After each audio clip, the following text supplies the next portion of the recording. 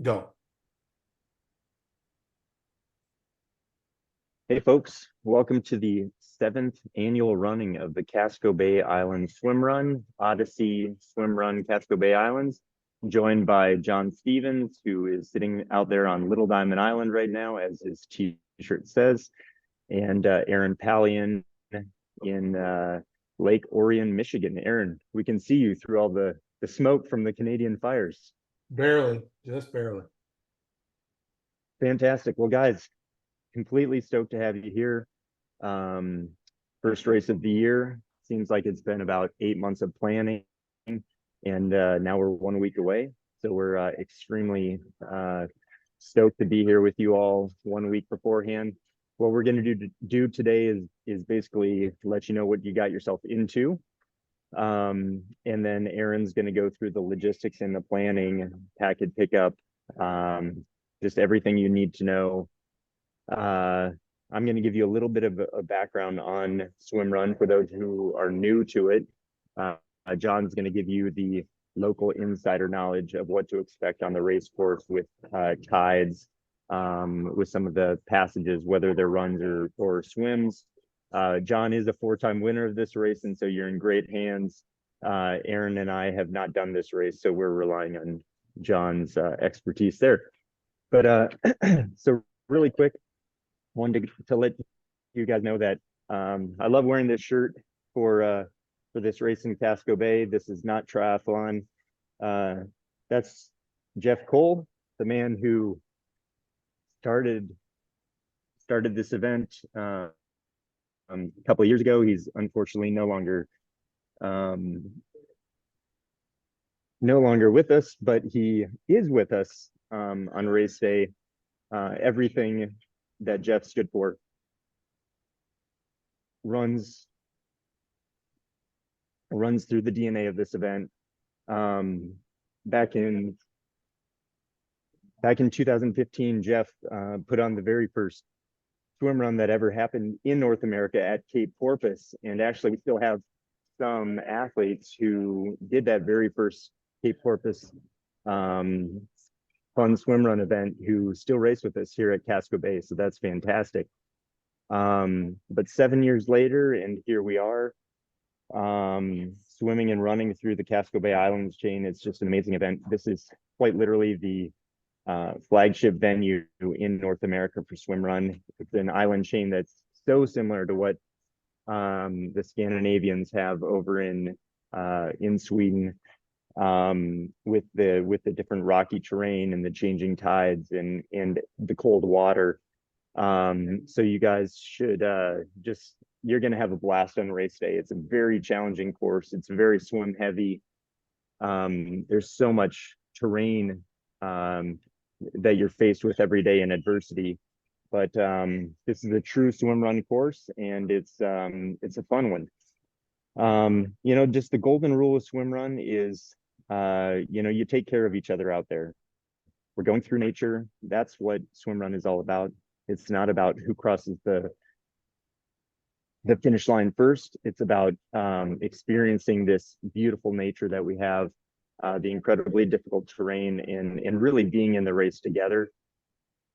This is the first year that we've introduced a solo division in the long course event, which is a big deal for us. We had hemmed and hawed whether or not this course would allow for it, but we have safety parameters in play. And we've had it in a short course solo event for the last couple of years, and it's worked really well. For all solo athletes, you will have a teammate with you in the form of a rest tube that sits on your hip. But we do want to just highly recommend any solo athletes, feel free to race next to a team or to another solo athlete who's out there. It's the kind of sport where it's less a race and more just about working together and getting through this course as one. So look out for your fellow athletes out there. Take care of one another. We're all in this to have a great day, a great adventure, and we're really excited about that. Before I turn this over to John for a little local knowledge and Aaron for the nuts and bolts of things, I do want to let you quickly know, this is the first year that we have had a top international field coming to this race, which shows you how far we've come since the first year we ran this in 2016. We have Canadians, they're coming back. I guess they're fleeing the fires from up there. We do have two French athletes. We know them by name, Hugo Tormento and Nicolas Ramirez. Hugo is one half of the reigning world champion team from Otelo. We're so excited to have Hugo and Max, who set the world record last year at the Otelo World Championship course, coming to see what swim run in America is all about. So let's show them a great time. They're going to be the extremely tall, extremely skinny guys, way far in advance. So we're gonna have to make sure that we have our course signage dialed, because they're going to be moving through that course very quickly. We do have two Swedish athletes who are coming as well, which we're really excited about. We have an Australian athlete, and so the international field is going to be there. Swim run, it's really cool. It's always about a 50-50 split with men and women. It just goes to show you how tough, tough female endurance athletes are. 54% of the field is men, 46% female. And how about this? The oldest competitor on race day, 76 years old. That's amazing. And John, it's not your dad. I keep waiting for Captain Paul to sign up, but then that would take it up to about 86 as the oldest oldest athlete. He may be our oldest boat captain out on the water. You know what? That 18 to 29 category and the 18, we've got 12, 18-year-olds, and then 18 to 29, 61.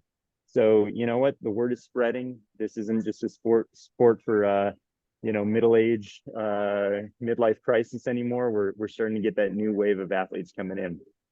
So and then where are you guys from? This is pretty cool. Almost 100 of you from Maine, 82 from Massachusetts, 37 from California, 37 from Connecticut, 30 from New Hampshire. So a total of 500 athletes this year. It's our biggest field yet. We went through a couple of years where we had seen a slight decline in numbers. But this is back to 500 is right back to where we were the first couple of years. So we're really excited about that, excited that everyone is willing to take the challenge. And challenge it will be. This course is going to rock you to your soul. And we've moved it up a month, from early August to early July. And that means potentially a little colder water than usual. But we're going to go to John and the local Maine Islander to let you know about course specifics. He may just kibosh that water statement that I just said. So John, why don't you take it away? Why don't you tell us about some of the unique textures that we're going to have, temperature, what the tides are doing, and just some of those unique characteristics this year. Yeah, absolutely. I know we've seen some people asking about water temp, and we've been pretty rainy here the last month, and it looks like that's going to continue. But water temp is pretty warm for this time of year. We've got a thermometer down here in the water, and I think the surface temp the other day was 63 right here on Little Diamond Island. So you can expect it to be anywhere on the course from 60 to 65, depending on where you are and what the currents are, and what the depth is. So nothing too crazy. It'll be pretty comfortable. I think right now it's calling for maybe a little bit of rain. We'll see what happens. So as that day approaches, maybe keep that in mind. As if the sun's out, you can get pretty toasty out there. And if it's cold and raining, it can get a little chilly out there. So that may affect what you're wearing in terms of a wetsuit. But as a lot of you know, this race is pretty heavily affected by our tides. We've got some pretty big swings between high tide and low tide. And in the past few years, I think it's been pretty much dead low when we've started this race, which has been great for the dock jump off of Little Diamond Island for some people, maybe not so great for some other people. This year, high tide is 2 hours before the long course starts. So I think it's a 4:30 a.m. high tide. And the biggest area where I think we're going to see that affect everybody is that first, or I guess it would be what it is labeled as swim 2 on the course map from Shabig to Little Shabig. That is a sandbar, and in past years, it's been a straight run. This year, given that tide, you're going to have some water there. So depending on where you are going across that, it could be waist deep, or it could be knee deep, or it could be ankle deep. So, I think at that point, it could be a bit of a wade or a shallow swim, depending on where you are across that. And that'll be the biggest difference. But with that, it's going to be an outgoing tide. So you're going to have to kind of be aware on some of those bigger crossings, what that means. I won't go into it too much here just because it may get a little bit confusing, but as always, you can check. There's plenty of lobster buoys to kind of scout the tide off of and see which direction that current's going. And as anyone who's done the race before knows, there's a few of those sections where you may need to point away from where you actually want to go, just so that the tide doesn't get carry you too far away on that. The other big point where the tide becomes an issue is the crossing from Great Diamond to Little Diamond. I think given the timing of all that, that's going to be pretty much a straight run for everybody again this year. For that, and then the dock jump from Little Diamond going over will be about mid tide going out, so it should be a decent enough jump for those that want to take it, and those that don't, you can just run down the ramp and hop in off the float, so nice and shallow. But yeah, I mean, other than that, the same course as last year, so nothing too different. Just heads up and pay attention to what the tides are doing and which way that current's going, and make sure you're swimming to where you need to be. Hey, John, do you want to talk just a little bit about like course markings and hydration? I know people ask both those. So like exit flags and arrows and all that stuff. And yeah, we've got our exit flags are the same as last year for those that did the race. The large teardrop, I guess, what color would you call those, Aaron? Yellow. Pink? No, they're yellow. Yellow. With yellow. Yellow. Okay, that's right. The large yellow. John's colorblind, so pink, yellow. John sees the same thing. Anything. I don't know. We've had them all. So yeah, big, large teardrop flags. And again, anyone that knows, if you're doing a crossing and the wind is right at your back or right at your face, that teardrop flag can go from being more visible to a little bit less. So just keep your eyes open for those. And then as always, we're going to be marking with our course with the pink flag tape that's going to be hanging from the trees. And again, we try to keep those spread out enough that they're not overtaking the islands, but not so much that you're going to be running without seeing one for a long period of time. So we also heavily mark any turn that you're going to take with some arrows, directional arrows, and flagging on top of that. So again, it should be easy enough to follow. As people know, people do sometimes miss those. So it is, as Lars likes to say, it's heads up racing. So keep your eyes open. John, not to interrupt, but this is a good time to just kind of zone in on this shirt. This is not triathlon, folks. This is up to you. This is up to you and your teammate to be looking ahead, to be working with other teams that are around you. If you didn't see some flagging tape and you're on a straight road where there's no turns or anything, I mean, you could be going a quarter mile, that might be on the long side, but you're not going to be seeing tape every couple seconds. We usually just mark heavy when we're trying to get your attention that there's a turn coming. If there's lots of turns, we're going to mark that. But if there's an intersection where we need you to turn, a 90-degree right or something like that, we're going to put a sign there that to emphasize that. But there's not volunteers out there like in a triathlon who are going to be, turn left. None of those. Volunteers are there to make sure that the water coolers are filled with water and to give you some encouragement, but they're not going to be out there on the course. This is up to you and your teammate. This style of racing is really, I'd say 3/4 adventure. And so, you need to go in with that mindset that it's up to you to know where the course, to know the course markings and to follow that course. And I think with that too, we've seen happen in the past. If someone goes off course and we ask them why, they say, "Oh, well, we followed that team." So just because a team is going in a certain direction may not be the right way to go. And if you do see someone going the wrong way, give a holler, let them know, like, "Hey, I don't think that's the right way. You guys are working together out there." And it's don't rely on other racers. And that as a triathlon coach, I tell this to people all the time. Same goes for swimming and sighting. You're not just following feet. You are responsible for yourself and where you're going. So follow the flags, don't follow the people, or and don't follow the feet. So it's up to you to find where you're going. And with that too, we have those maps that are up there that online, and as most people who have done this race before know, that we reserve the right to change the course at any time. And so if some of these islands, we haven't quite been out there yet and checked all these trails, and if something's flooded or cut off, we may need to change the course and change where it's going. So don't blindly follow a map that you saw online. Those are kind of more for informational purposes. On race day, you're following course markings.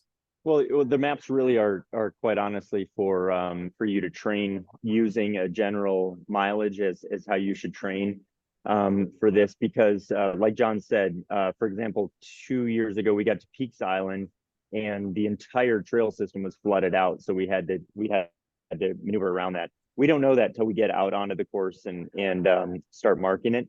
So as John said, we reserve the right to change the course last minute. It's okay, you're following our signs. So in this age where you can upload things into your watch, I mean, that's fine, but that could be a disadvantage to you actually if you follow that blindly. So use your eyes. John called it heads up racing. That's what we always say. You just got to have your head on a swivel looking for the signage. We overemphasize this. It's not going to be a problem for you out there, but we just do make you aware of following the course signage. And again, if you get turned around, and sign it up as part of the adventure. And very few do, but it's going to be the least thing that you worry about all day. And oh shucks, did you get to see a beautiful main island for a little bit longer? Boo-hoo. So it's not going to be a problem. No one has ever set a PR in swimrun. It's impossible to do because the courses change every year. We don't have any course records. Otherwise, John, his head would be blown up with ego wise for winning 4 times, and we've extended the course distances so no one can touch John's course records. But no, it's all about the adventure. So go into it with that mindset and that attitude, and you'll have a great day out there. Lars, why don't you talk about real quick what's at the aid stations or the water stops and pH and all that? Yep. So aid station wise, we're going to have one cooler that'll be water and one cooler that'll be precision fuel and hydration. Precision Hydration has been a great partner of ours since the very beginning of these races. Andy Blow, who's the founder of that race, has done Casco Bay, our second edition of the race. He's familiar with the islands, but more importantly, he's familiar with swimrun. It's a pure electrolyte hydration replacement. So you're not going to get any calories from the drink. It's running around in wetsuits. You're going to be sweating, losing a lot of electrolytes. It's a very subtle taste, but it's basically packing your system back with replenishing those electrolytes that you're depleting yourself of. So that's called Precision Hydration. We do have a code that we can share with you guys if you want to order some of that product and try it before race day. And then also gels. They've got some gels that are fantastic. Now, when you get to an aid station and there's a bucket of gels, that's not the kind of thing where you go and you grab 10 or 15 and shove them in your pocket, because you do have 490 other racers behind you or around you. You take one. So, before the race, you should pack what you think you might need throughout the race. Those are meant as additionals as needed gels that you should use. Definitely take one if you need one, or take one with the idea that you may need one in advance. But don't just grab a handful and take them, or that might affect the people behind you. But yeah, Precision Fuel and Hydration is at the aid stations. And then water. We're not going to have very much solid food there at the race. We're really going to leave that to the finish line where we're going to have the the burger feast for you put on by the Lions Club. So these are moving buffets. I mean, John can attest. He's won this race 4 times. You don't want to purely stop for very long. You want to keep moving as you're going through this course. As long as you're keeping moving, your body's not going to cool off too much. It's a really fantastic blend, the cooler water and, running outside in the summer in your wetsuit. When you're hot, well, odds are that a swim is coming right around the corner to cool you off, and vice versa. But at those aid stations, don't spend too much time there. Maybe quickly calibrate with a volunteer where you're swimming off to, get that bearing, and then go. But just keep on moving and keep trying to work with your teammate to keep on moving through the course. All right, do you guys want me to talk about pre-race and post-race and stuff now? We good? Okay. Yep, go for it, Aaron. All right, guys, I'm going to share my screen with you. 1 second. Okay, you guys can see that, right? Yep. Okay. All right, guys. So I'm just going to take a minute to go over the pre-race stuff and post-race stuff. They covered kind of in between and general information. You've all been to our website. Obviously, you're signed up. This is the race-specific page for Casco Bay Islands. And I'm going to skip over a lot of the extreme details of this stuff. You guys have read it. If you haven't read this entire page, go through it with a fine-tooth comb, as well as the packet pickup page and the frequently asked questions. We will get to those pages in a second, just for some brief information, but not in depth that much. So as I scroll down here, you guys, the PDF courses are here, and those expanded look like this. They're pretty detailed. You can see where the water stops and all that stuff. As they said, those may not be exactly where they are on here, but it's close. This Google interactive course map here. Now, most of you, or probably all of you, are not going to have your cell phones on you or anything like that, but we do also have things marked of where, and I have to change packet pickup on this map actually, but if you pull this up on your phone, it will show you as a blue dot, so you can actually in real time see where you are in relation to some of these places. And if you go out on the islands before the race at any point, you can check that out as well. So that's just something cool that we do. That's good for spectators, and if you know anyone volunteering, that's really good for them as well. So let's go down through here. This is the swag you're going to get at packet pickup, or what you're going to, and we'll go through that better in just a moment. But some cool kind of funky bibs this year in bright colors. Let's start off with the addresses. So packet pickup, it's not going to be at Omain Studios this year. It's at Holiday Inn. And for those of you that have been with us for a while and done this race many times, we had it there before Omain Studios. So we're back there this year. And we'll get into more about that on the schedule. The ferry to all the starts are at Casco Bay Lines. That also goes for any spectators that are on the spectator boat, but that's actually at Fogs, kind of across. I'll show you where that is. And then anyone that wants to come after we leave the ferry docks with the short and long course during the normal ferry schedules, that's where you would go to, Casco Bay Lines there. Spectator ferry right here is at Fogs. That's very close, but it's across the docks. Long course start is at Chebeague Island, just like it was. Short course is at Great Diamond, same as last year as well. And the finish line rounds that out at Peaks Island Lions Club. So some of the, real quick, the questions that I've gotten with the ferry, I'm just going to skip ahead to that real quick while I have that on my mind. One of them is, can spectators that did not get onto the sold out spectator boat, can they just get on the boat with the athletes? No, those athlete boats are for the athletes. We will give all the athletes a actual ticket that morning. You're going to line up. We'll hand everyone a ticket, but the spectators should find their way via either water taxi or public ferry later on during the day. Figure that out for yourself, guys. You can go to the Casco Bay Lines ferry schedule and you can find which, like the schedules and how to make that work.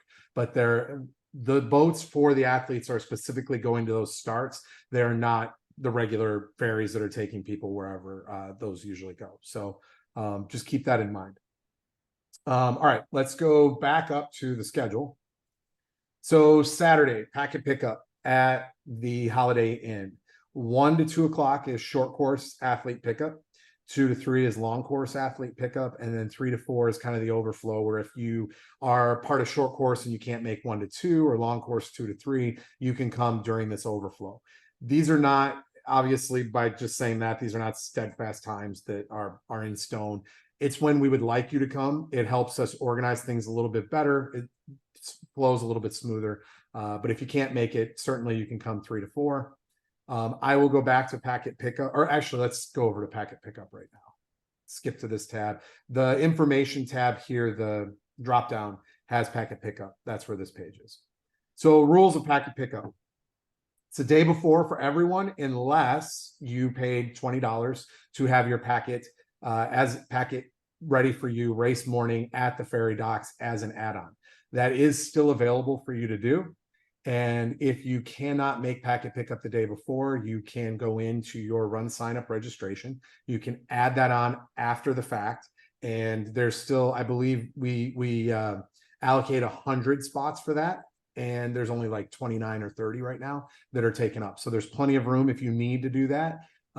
And let me go back to the main page. Everyone asks, how do you do that? Because a lot of people don't know how to go into their run sign up account and change things, whether it's you wanting to change distances of the race or change your add-ons or sizes or whatever personal information. Right here under registration policies and deadlines on the race specific page, run sign up account, self-management, how to video tutorials. Click this accordion and just read. Right here, there's very short, easy to understand tutorials by run sign up to show you exactly how to do that. So if you need to add that race morning packet pickup, it's right here under add-ons, making changes to your add-ons, that one, it'll show you how to do it, and you're all set. We'll have that ready for you at the docks race morning. You don't need to get there that much earlier, maybe 15, 20 minutes. We'll have it pre-stuffed for you, ready to go. You can pick it up, okay? But back to regular packet pickup. For a vast majority of you, you're gonna pick it up the day before. It's that one day from 1 to 4. No one else can pick up your packet. Please don't ask, guys. It's you alone. Bring your ID. This is a USA Triathlon sanctioned event. Obviously, it's not a triathlon, but they have a good system for sanctioning and insurance. So their rules are that you have to pick it up and you have to show a government issued photo ID. We do not need any kind of USAT ID like the license or whatever. It verifies when you sign up now, so that's useless to have that. It doesn't really matter. Already went over the ID, no membership card. We are going to email you. In fact, I'm going to email you by Wednesday, maybe today, but I try not to do it too early because it just, goes down in your inbox. And about packet pickup, and I send the exact same email on Saturday morning, so it's at the top of your inbox. But in that, we'll have all these rules we're talking about and a QR code. That QR code makes it real easy for us to scan you and check you in along with your ID when you come to packet pickup. So have that ready when you come in, please. You can print it or just have it on your phone. If you don't, we can look you up by last name, but we'd prefer not to. We would really, really, really prefer, if you're on a team, that you come with your teammate. If you can't, then you can come separately, but we will give timing chips there's only one per team. For solo, you get a bib, a swim cap, a timing chip, a rest tube. And then if you rented a wetsuit, you're going to get that as well. You can pick that up. If you rented a wetsuit and you're picking up race morning, we'll have that then. But for teams at packet pickup, each of you is going to get your own bib. That bib this year should have the same number. You have one team number, so each bib matches. And then the timing chip itself will just be one for the team. So if you're coming at separate times, we will just give the timing chip to whoever comes initially first. So if you're that person, just relay to your teammate, hey, I already got my stuff. You need to go get yours, but I've got the timing chip. Don't worry about that. Just let them know, okay? So the other thing you'll get, each person gets a collapsible silicone cup. This year we did, Lars, we did bright pink, right? Yeah, okay. I couldn't remember, but I'm pretty sure. We can't hear you, Lars, but and again, solo we did bright pink. Yeah. Okay. Solo athletes are the only ones that get a rest tube. Because you're alone. That's kind of your teammate, like Lars said. At the finish, from everyone, we need back your timing chip and your strap. Okay. If you don't give that back, it's a pretty big fee. I think it's like almost $100 we have to charge you. So just remember to take that off your ankle, give that back. There'll be buckets at the finish line or crates that are marked with it right when you cross. Take your wetsuit off if you rented one, give that back. Your rest tube, if you have one in your solo, give that back. And everyone timing chip, give that back. Those are the three things we need back. Everything else you guys can keep. Okay. Aaron, sorry, let me interrupt really quickly just to say, if you are a team and you do want a rest tube, we did purchase additional ones this year, so you can rent. Aaron, are we set up to rent those? You can, we'll have merchandise for sale basically at Packet Pickup, and what we can do is use that same structure to rent Okay. you a tube. Yeah. We'll So figure if out that what that is, is. if And that's something that you feel like you need or want, so what it is it basically looks like a waistband. The inflatable is not it's not inflated. It's sitting in like a little just a little satchel inside your waist. If you feel like you need to make a boater or a kayaker aware, it's attached to a CO2 cartridge. You pull a little string, the yellow inflatable booms out there, and then you would wave that to get the attention of a motorized boat or a kayaker. We don't suggest that you deploy that beforehand as a visual. I mean, we have enough. So the way that this works, the U.S. Coast Guard establishes a perimeter around the race course. Then we have motorized vessels that keep boats outside as well and need to react to any emergency situations. And then we have kayakers inside of that lane as well that you can rest on if need be, or what have you. So you don't need a visual with that rest tube, but again, for safety's sake, if you do feel like you want that on your hip, feel free to talk to us at Packet Pickup. And guys, there's always a handful of people that bring their own blow up pill-shaped inflatables during the race. There is a difference between the rest tube and that. It's long and cylindrical. We can tell the difference in many situations. So our medical staff and rescue boats and all that are going to be trained that if they see that long buoy deployed, they're going to approach assuming it's an emergency, because those should be deployed in an emergency situation. So unless you have to, let's keep those not deployed and on your waist. We've come a long way. The first 2 years of this race, we had you guys run like carrying those things like footballs underneath your arm. Yeah, that was not fun.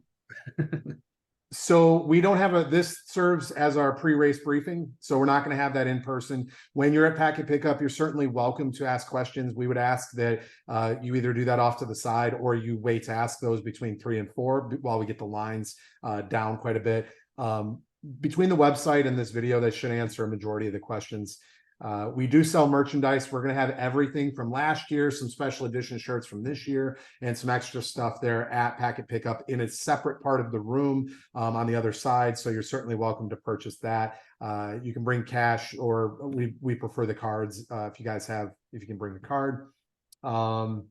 And I believe that's it for Packet Pickup, guys. Mandatory gear. We do not check mandatory gear. You guys are adults, and we expect that you're abiding by the rules. If we see that you during the race don't have, if it's obvious to us that you don't have one of your pieces of mandatory gear, it'll be at our discretion to disqualify you from the race if necessary. So we're trusting you guys to be adults about this and have that on you. Let me skip to the frequently asked. Aaron, really quick, the biggest one that at this race we hear about, and which oddly enough, it's our coldest water race that we have. We know a lot of you guys, and especially with the craze of cold water therapy and all this plunging and everything like that, we know you're hardcore. We know you do the plunging all year round now. We know there's a lot of ice swimmers of you because it's up in Maine and you're super hardcore. For safety's sake, wetsuits are mandatory here.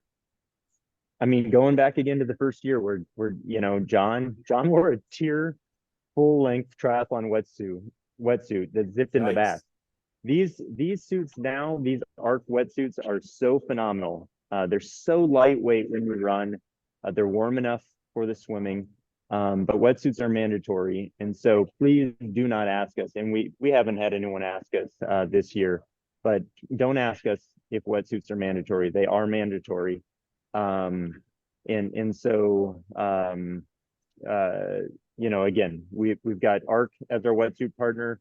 We will have wetsuits there at the Packet Pickup if you want to convert from your triathlon wetsuit to a swim run wetsuit.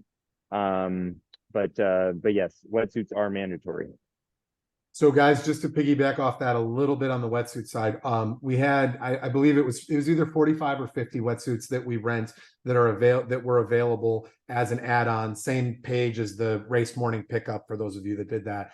But if the ones I actually checked for a lady yesterday, the only thing we have left right now are female smalls and extra smalls, and I don't know whether it's one or two in quantity. So if you're hearing this and you want to go check and rent one, still fine. As Lars said, we have a whole bunch of ARC suits for sale in the merchandise area. That being said, I don't know the inventory on that, so I couldn't tell you whether we have your size. I'm assuming we probably do, but please don't come assuming that you're just going to buy one. It may not be there. If you're worried about that and you still don't have one, we always get asked that. There are a number of Facebook groups with a ton of swim runners, and I know that swim runners help swim runners. So there's been a lot of posts in there. Hey, can I rent someone's suit and they ship it to them? There's a lot of people that'll help you out with that, guys. If you want to. I mean, Aaron, to segue off that, because that's a really brilliant lead in. So the Low Tide boys have been absolutely phenomenal with sharing, information about Swimrun. They have a course preview for Casco Bay. I think it's their latest podcast or one of their latest podcasts. You can go to the lowtideboys.com that has some great resources specifically for this race and others. The other thing too is, Aaron, in addition to the ARC wetsuits, we will have paddles and also their heel buoys for sale at the packet pickup as well. We're bringing a pretty good amount of inventory for those. So the pull buoy is something that's very important at this race to get your feet up on top of the water. We'll have paddles as well. So we understand that Swimrun is still fairly new at only being 7 years in America. But if you are wanting some Swimrun specific equipment, just come to the expo or come to the pack and pickup knowing that it's a very good likelihood that you might be able to get some. So real quick to just rattle through this, we provide you with this mandatory equipment, swim cap, number bib, collapsible cup, rest tube for solo only, and timing chip and ankle strap, one per team. The number bib is one size fits all. It's meant to fit really tight, guys. It'll get a little looser in the water once it gets wet. In the rare occurrence that it doesn't fit you even when it's wet, carry it with you at least in a pocket. But I think that's been like one or two people at a couple races the whole time we've been doing this. So just know that should fit you. As far as what is your responsibility: goggles, shoes, wetsuit, one whistle, compression bandage. The compression bandage, we get asked that. You guys are getting out in areas and bouldering and things like that. If you slip and fall and you're in an area where you get cut and we can't get to you right away, we want you to have a way to be able to seal up that wound until you either make it to the finish or make it to where we can have medical treat you. So that's important. And then a tether. The tether, you do not have to, unless we tell you to put it on or use it as a team before the race starts or during the race. If weather comes in, it's strictly up to you. It is from what I've been told. I haven't done it, but from what the guys say, it's a lot more fun to have that tether going on. But those are the mandatory things that we want you to have. Okay. Let's go back to the main page here, guys, and we'll get to Aaron. I'm going to interrupt one more time, and I don't know if we should call it interrupting because I feel like I'm bestowing some knowledge on you guys here. So one of the French athletes who's coming into to the race this year, Nicolas Ramirez, he runs a coaching business called Envol, which is a swimrun specific training. He's actually going to be doing on Saturday down at East End, which is on the promenade of Portland. East End Beach is an open water swimming area. He's going to be doing a clinic. So that's an opportunity where if in advance of our packet pickup, it's a perfect segue right to our packet pickup. If you and your teammate or you want to go get some Swimrun specific tidbits, you can learn from one of, if not the best or most experienced swim runners in the world, kind of the strategy behind things like the tether and how to get in and out of the water very quickly, et cetera, et cetera. So, that's something to put on your schedule of events for Saturday before packet pickup is visiting Nicholas and Envol down at the East End Beach. We're super thrilled that he's coming. That's amazing. And something that just guys, if you find yourself in the water separating from your teammate, which you shouldn't, but if you do and you get out, you have to wait for your teammate on shore. And if that happens, then tether together to stay together just during the swim. If you're on a team, you need to stay together. So back to the event schedule here. We went through packet pickup. So race day for long course, you're gonna we would recommend that you arrive, park, line up around 4 a.m. at Casco Bay Lines, the terminal there. Just find parking wherever you can. 4:30 is long course ferry loading. That begins then. You can bring a change of clothes bag. Do not leave anything in it valuable. If you do, that's on you. We don't really watch them. We'll have carts there as you approach. Those carts, you're going to just pile your bags in. So make sure they're nice and closed or knotted up or whatever. And so you're going to put them all in those carts, and we'll get those carts to the finish line, and I'll talk about where those are going to be later. But you're going to do that, and you're going to get your packet if you paid for it that morning. Otherwise, you're set. Line up. We'll give you the ferry tickets. You'll board when we tell you, and you'll be good to go there. Let's jump to short course real quick. You guys are going to arrive around 7 a.m. and the ferry loading for you begins at 7:30. Same deal with any of you that are going to have a change of clothes bag. You can drop those. And same with you if you're picking your packet up that morning and paid for that. Same deal, same procedure. Okay. So back to long course. You guys are on the boat, and you will get off the boat and be ready to start by 6 a.m. Lars and John will be there over at Shabik to start you guys off on your day. Going to back to short course. You guys are going to get to Great Diamond and be you're going to depart at 8 o'clock. You'll get there around 8:25 and be ready to go at 8:30 from Great Diamond Island. Okay. So that's really the overall schedule. There's nothing after that for the most part, except for these cutoffs. These cutoffs are at 9:30. That's when you exit Long Island for the long course. 11 a.m. you're exiting Little Diamond. And guys, these cutoffs, especially 11 a.m. No one in short course really has to worry about any of these, do they? Usually? No, John? I don't think so. I mean, so the cutoffs are really meant with long course in mind and guys, the reason why we do this is because we have all of these water safety resources we have to get down the course for the majority of the race. So in order for us to move those safety assets to help the majority of the field out, we have to establish those cutoffs. Very, very few actually ever are, on the other end of it. However, with that said, if one of our course staff officials and or a volunteer tells you that you can't go into the water because of a cutoff, you have to listen to them. It's a big, big deal. It could mean the end of our race if you don't listen to them.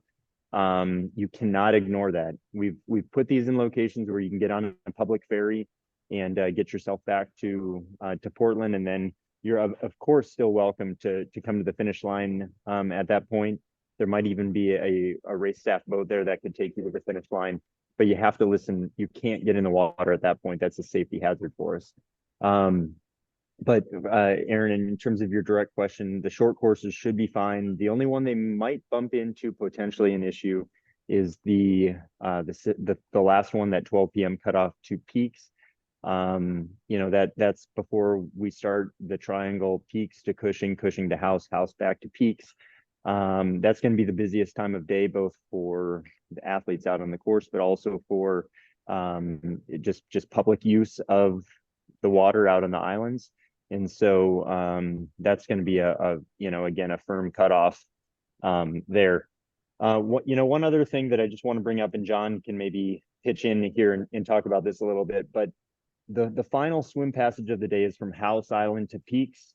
Last year we had a bit of an issue because the currents were really ripping through there, and we had a lot of people who were aiming for the ferry dock where the ferry pulls in. We go to a beach that's about 50 yards to the side of that. We do have the yellow flag up there, but it may have been obscured a little bit. We really, really, really have to aim. We almost have to aim to the end of the point of land, but where it says Brackett Memorial Cemetery, to get yourself then in to that Greenwood garden area or the little beach there.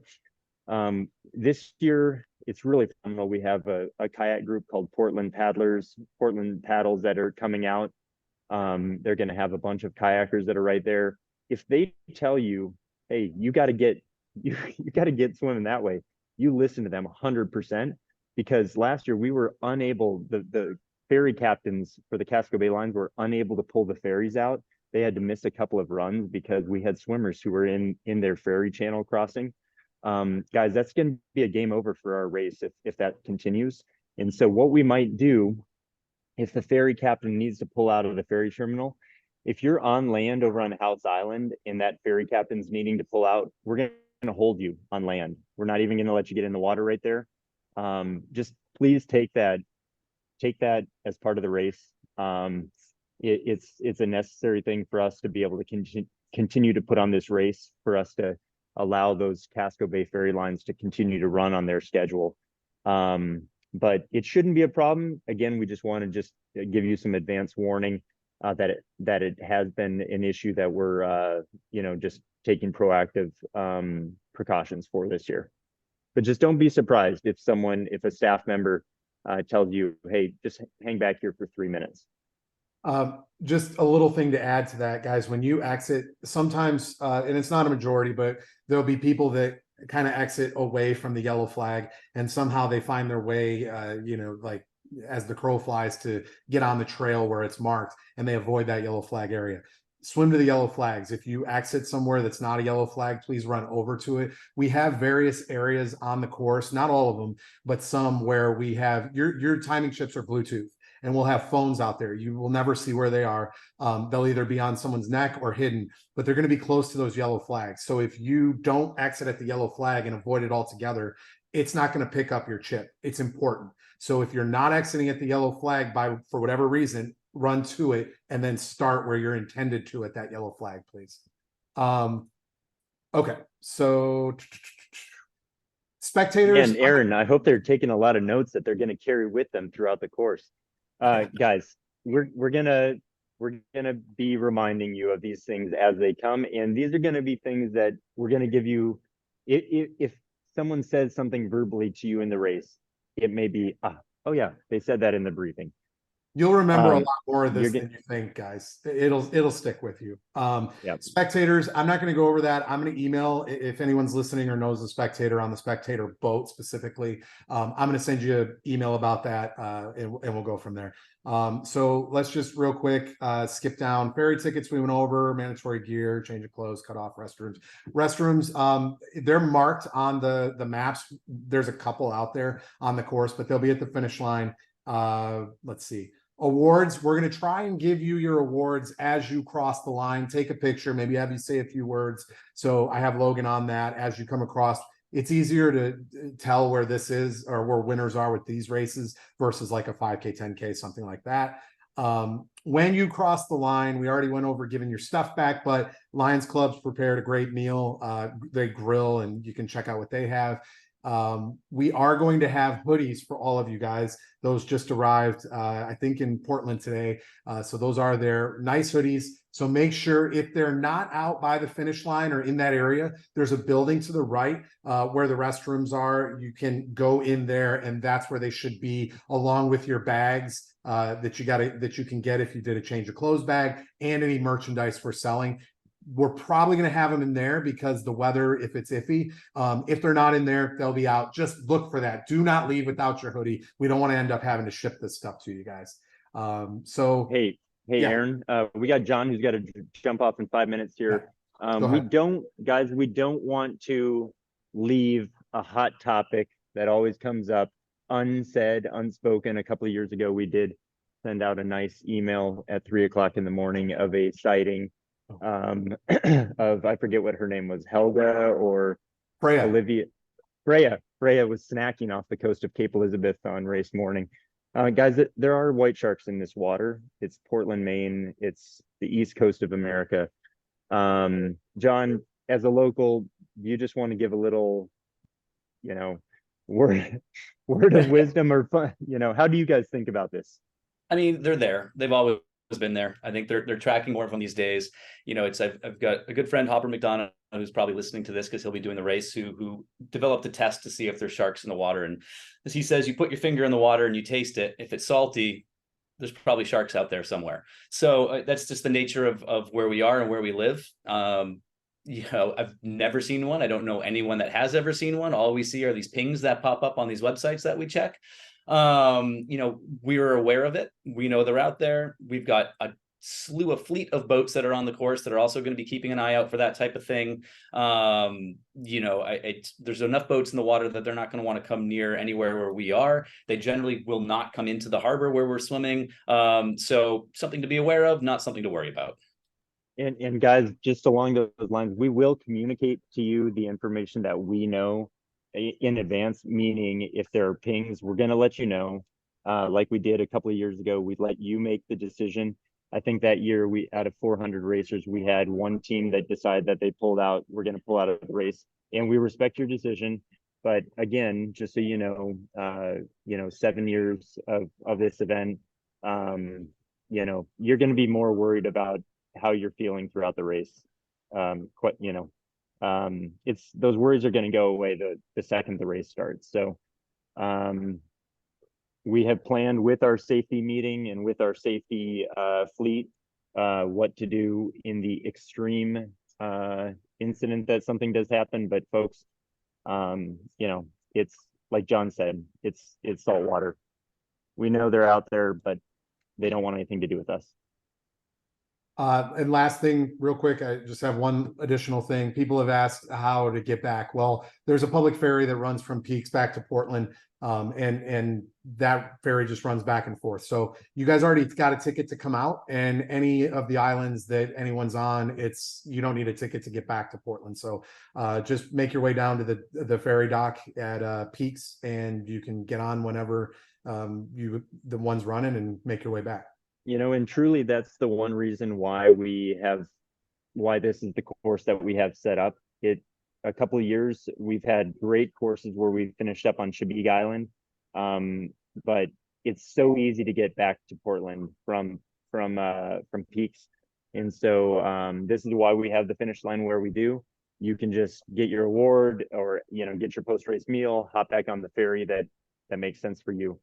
Guys, can't wait to see you this weekend. John and I are going to be out there on the course setting up on all day Friday, all day Saturday. You're not going to see us at the packet pickup. We're going to be out on some island setting trail.